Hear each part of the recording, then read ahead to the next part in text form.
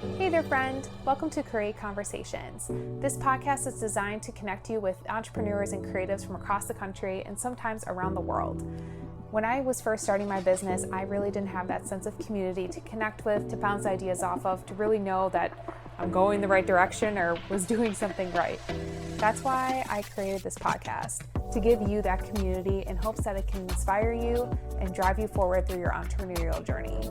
So without further ado, let's create some conversations.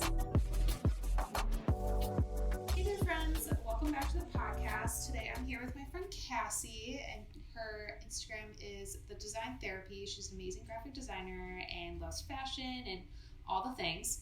So today we're going to be talking about a campaign that she recently launched like a month or so ago in August.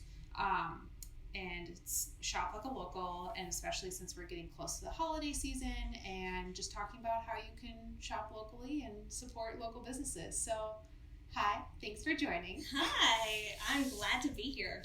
So why don't you tell us a little bit about yourself and your business? Well, my name is Cassi Patterson. I'm with the Design Therapy. I'm a graphic designer and creative in the Nashville community. I do a little bit of everything. I'm kind of like all over the place. You'll see me all over Nashville. I do design and helping business with their brand strategy, and I help them with websites, ads, anything you can think of. So a little bit of everything. Yeah.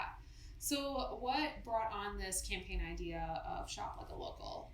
It's really important to me these days that we have such an industry. Nashville is at the heart of growth right now, and there's so many big companies coming in. And yes, I do love the big industries and the monopoly companies, but they're the ones that are kind of like hiding the gems in the city. Mm-hmm. And those are the people that you really make real connections with. Those are the people that you're going to buy holiday gifts from, that you're going to say hello to or call up to go get a drink at 5 o'clock. You know, supporting those businesses is going to help grow the community and make us a tighter community.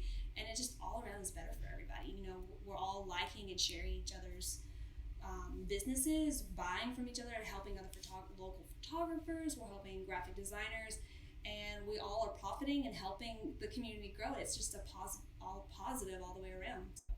Yeah, that's why I do Shop Like a Local. It was such a fun campaign. It's so cute. Like, you'll have to head over to her Instagram, and the video is just like adorable, and I love it. We had so much fun. I felt glamorous. I felt like a model, and I'm 5'3". So can you explain, well, you kind of explained a little more. So, like, who did you work with, and, like, how did you kind of get into, like, these are who I'm going to work with, this is how it's going to work, and kind of making this campaign? Well, I guess it started out with mostly who had available time, because I know we're all hustlers and entrepreneurs and trying to make, you know, life happen, our businesses happen, and be sane all the time doing it. Right.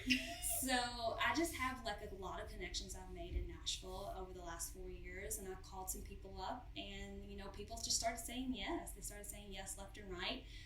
One of my favorite stores in town, which is UAL, which has 3 stores here, and I think maybe 2 in Alabama. I have to look it up. I think there's one in Atlanta, I think. There might be one in Atlanta? Might be. I don't know. There's only like 8 stores total for UAL. But it's like these fashion liquidator store. It's all these designer fashions that they put on, you know, 67% off. It's like the hidden gem of Nashville.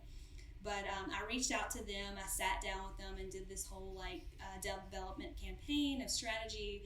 And she was just like, yes, I love this idea, and we're supporting not only that business, but we're also supporting, you know, the other photographer and her daughter, who was a videographer in town. She came and did that. I didn't even know that she did videography, and she basically was like, yeah, I'll do it. And she's so talented. And we have so much talent here, and we need to be able to showcase that with one another and support each other in that way. So yeah, just kind of everybody saying yes. And I was like, okay, let's do it. Because you never know what will happen when you just ask. Because if you don't, you're just going to be like, oh, this is not happening until you ask. Mm-hmm. Like, the worst thing that can happen is someone says no. Exactly. And you need to, I feel like the more you ask, I always want to get 50 no's, because I know there's going to be like 10 yeses. Yeah. So I ask, and I don't care. I'm like, whatever. Yeah. I'll ask. Move on to the next person. It wasn't meant to be. Exactly. So, how has this campaign specifically helped you, and do you think it has helped the others involved? Yes, it was a successful campaign, and everybody really, I felt like, benefited from it. I know this is so cliche, but we all got exposure from it because we were supporting each other. And a lot of people didn't know about the certain businesses in town, you know. I have a friend photographer as well that you've met with Christy Authentic Photos, and a lot of people didn't know her. And her daughter they didn't know that her daughter did video. And there's another influencer in town, and a lot of people don't know her niche. And it just kind of opened up a lot of doors for people and connections that would have never generally happened if we hadn't come together and just showcase, hey, these are all some people in town. It's kind of cool to show, right, you know, 5-6 different people in town. town. And then you have more people to like refer on, like, hey, I worked with so and so, I can do this next thing, next project, because you never would have thought of that. And that's why I was like, we may do a second one, so it'll showcase a whole different set of people, you know, and like another 8 to 6 people who want to come and interview and talk about their businesses and just sharing the community. Yeah, it's so awesome.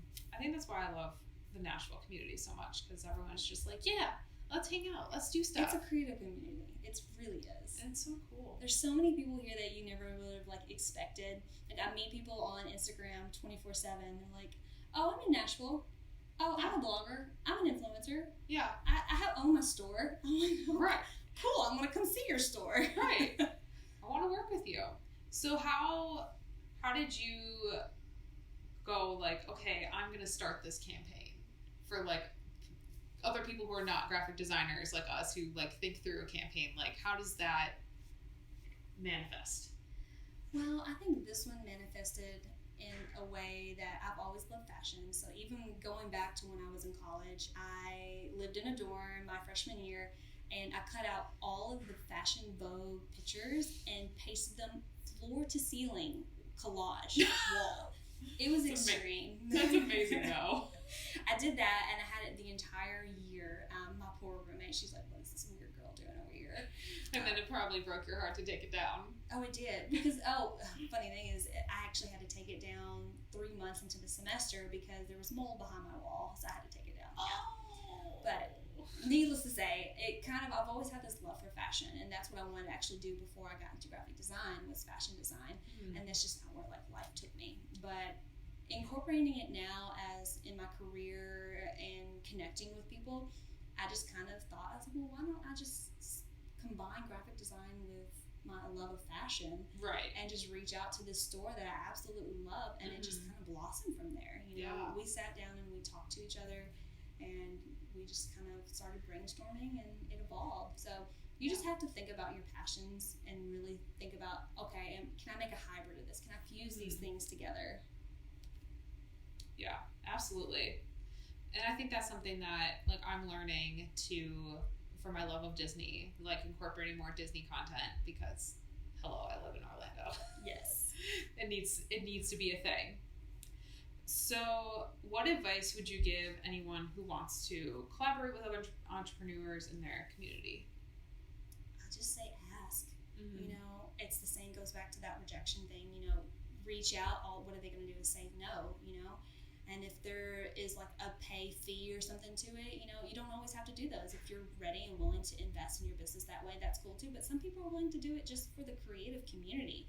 Right. You know, this was something that I really just enjoyed and wanted to give back. And every single person that came on to this project wanted to give back to it. And that's when we came together and just produced it. Yeah. So do you feel like if someone has very few followers and starts reaching out and it's just like, oh, you don't like have X, Y, and Z, like I don't necessarily want to work with you, do you feel that there's like different things that they should do in order to get those connections to work with people, or do you think it's just like just ask until you find the right people? I think it's you ask until you find the right people. I don't think there's any difference. You're gonna have, like you've told me, like there's an influence, you're gonna influence somebody, no matter how big or small your community is. And if you don't start looking for the same like-minded people, you're never gonna know. You're never gonna have anything if you don't just put yourself out there. Right. So you just have to ask and actually really look and do the research. Make sure that those people have very similar ideas and ways that you aspire to or want to connect with, that connect to your brand. But no, there's not really a big difference. You know, people who have 100K always reach out and ask. I have tons of influencers who have 50 and 60,000 followers, and they still have to reach out and sell themselves because that's the whole nature of the industry. Yeah. It never stops. Yeah. Do you recommend that, like, going to different, like, networking events might help, or is it just, like, finding people that just going on Instagram and going, like, these are the hashtags I like. Let's find people. Well, I think it's more of, like, you know how word of mouth is, like, the best form of, you know, connection? Yeah. I think it goes for Instagram. I literally had somebody who I knew for Blogger here in Nashville, like, today, and we started a full-on voice text conversation through Instagram because she connected me with another girl who was, like, this brand entrepreneur lady, and we're going to collaborate.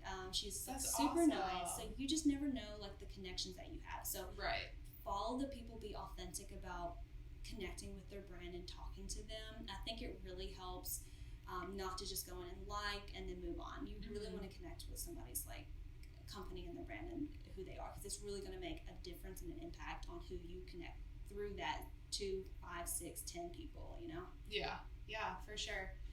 And do you think because obviously as graphic designers, we, like, and together, because we work together, we create campaigns all the time. So we're awesomely together. So we know how that looks like. We know what that looks like and how to create it. So for those people who are like, oh, I have this idea, like, what advice could you give them to create a campaign? I would say that one man on a lonely island is never going to get anywhere. Yeah. You have to have a team. If you can't do it, find somebody who can. You know, that's how you start. If you have this idea of building, say I was a sculptor, I want to be a sculptor, and I don't know how to sculpt. I don't know how to make any pottery or statue of David. I don't know how to do that. So I would find a sculptor in town that I really like their aesthetic, reach out to them saying, I have this idea. Do you think you could collaborate with me on making this come to life and bring your asset that you have to the table? Whether if you're a marketer and you know how to write, be like, look, I can create this entire campaign and write this up, this email and this blog post. If you create the sculpture, and I'll feature you. But this is an idea that we fused together. So you just kind of have to start building that team and going from there, because you just can't do it by yourself. It's too stressful. Yeah. Speaking from someone who did a styled shoot by myself. You're crazy. I was crazy. Gosh, you know? That was my first year in business, and I was like, oh, you have to do styled shoots. You have to do all these things. No. Yeah, that was like exactly because we're recording this in November. It was exactly 2 years ago that I did that, and I hired my cousin and her cousin to be models, and my sister made the cake. You can go back in my Instagram and find it. I will. I'm going to. I'm going to stalk you. Scroll back 2 years and you'll find it. But yeah, that was exactly 2 years ago. I ended up being very proud with everything that came out, but that was the most stressful thing. So, like, my advice to you, the listener, not Cassie, because she knows, don't do it by yourself. Like, find people. As I'm not a photographer. I'm not going to sit here. I took a photography class in college. It's not like I'm like, let me go into the dark room and develop some photos. Yeah, no. But I hire people out. I contract people out that I know can do a job that I can't do. I can't code a website by myself from scratch. I can do it and edit it. Yeah. And I'm not going to sit here and be a developer. No. And I have to find that help. You can't do it by yourself. Like, I can't do everything, and you literally don't have enough time and space. Right. And to do it. And as much as, like, those out there who might be introverts and it might be kind of hard for them to reach out, like, you're going to be happy that you did, because when you have that other person, at least another person helping you in this, like, it's going to be so much easier. I'm technically an introvert. Yeah, you have told me that. I am a learned extrovert, so it can happen for you. Any listeners out there, it can. It really can. So if you just practice, you got to get past that first step. The first step is always the hardest. It's like stepping into the unknown. You're like, oh crap, what's happening? Oh no, the world is ending. I can't do it. But yeah, just take that first step. Don't be scared. Just get past it. You might be scared the whole way, and that's fine. And then you'll come out with this amazing product, and you'll be like, okay, that happened. I did that. I could do it again, or I don't want to do it again. Like, exactly. You never know. So, my last question is, I ask everyone, what is the best thing to you about being an entrepreneur? I think the best thing about being an entrepreneur is all of the people that I meet. You know, I have made a lot of connections over the years. You know, I have turned over, not turned over, I guess that's a bad way to say that. I've had a lot of different clients. So I had a whole client set when I was in Memphis. I have a whole client set new here in Nashville. And I had a client set in New York. And I have met so many cool and interesting people. And if you go on these trips that you're not expect. Like, I'm about to go to Miami to Art Basel because I have a connection in New York. And it's just things like that makes it very impactful. You get to experience life in a different way. It's not you're sitting here on a lonely island doing your computer, sitting at a computer by myself doing design, and I never meet anybody. That's not how your life is about making connections with people, real authentic connections. And it can be lonely being an entrepreneur. It can. And that's why it's awful sometimes. You want to challenge yourself and get out. Like, I mean, Cassie and I would have never met if we didn't land the same randomly job. Be partners in the same job. Like, and one day be like, oh, hey, I'm a photographer. And you're like, hey, I do graphic design on the side. And I'm a model. I do modeling. No, let's be real. Let's be real with the listeners. I was like, I'm a model and I'm 5'3" and I'm going to do this. I'm extra.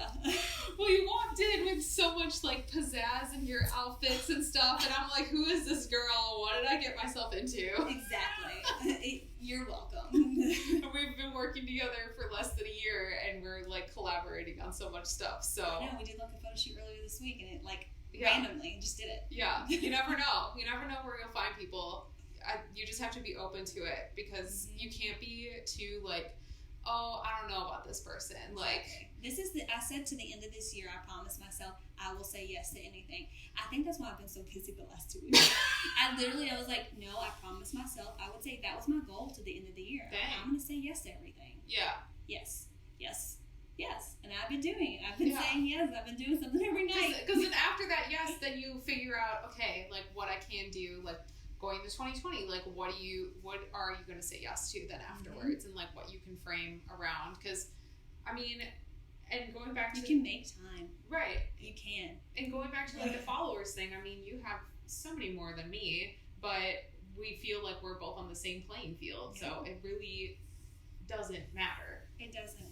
It doesn't. Even if you have 1 million followers, I really think that they still have to work just as hard at their whole business model and strategy, because they're still doing photo shoots. If you see them and you watch their trends and their behaviors of all these celebrities, influencers who have all these followers, they still go to work every day. Yeah, they do, because they still have to make the money and live for the lifestyle. Right. They don't money doesn't appear out of nowhere. Yeah, unless they have a money tree, unless they're that rich that they have a money tree in their backyard. Right. You're just this is $100 today. Yeah, but they still go to work every day. What am I talking about? Yeah, they still do something. They still do whatever they do. They do the modeling. The modeling and whatever businesses they have, whatever. What's that company? What is the one? The oldest one has a company called Poosh. Oh, that one. Oh, what a name. That's awesome. You know. But I want to thank you so much for being on my podcast. Yes, I'm glad to be here. I've literally been telling you about this before it even launched. So. I know, I love it. I'm glad I'm finally here and we got to do this. Yeah, so where can everyone find you if I haven't shared about you enough on my Instagram? I'm everywhere. I'm absolutely everywhere. I'm on Instagram as The Design Therapy. Don't forget the the. And I'm also on Pinterest, LinkedIn, YouTube, and I have my own website at www.thedesigntherapy.co, not .com, .co. Very specific. Very specific, because somebody took my website handle and they won't give it back. Struggles. They bought it and they don't even have a website. They just literally bought the domain and kept it to themselves. And I was like, well, I'm going to buy it from you. It's $60 to $80, and they're trying to sell it to me. It's like, no, I'm not doing it. And they did the same thing on Facebook. They won't give me the handle. Whatever. So the struggles of being an entrepreneur, people steal domains from you. you know. But yeah, I want to thank you guys so much for listening to today's podcast. And until next time, bye guys.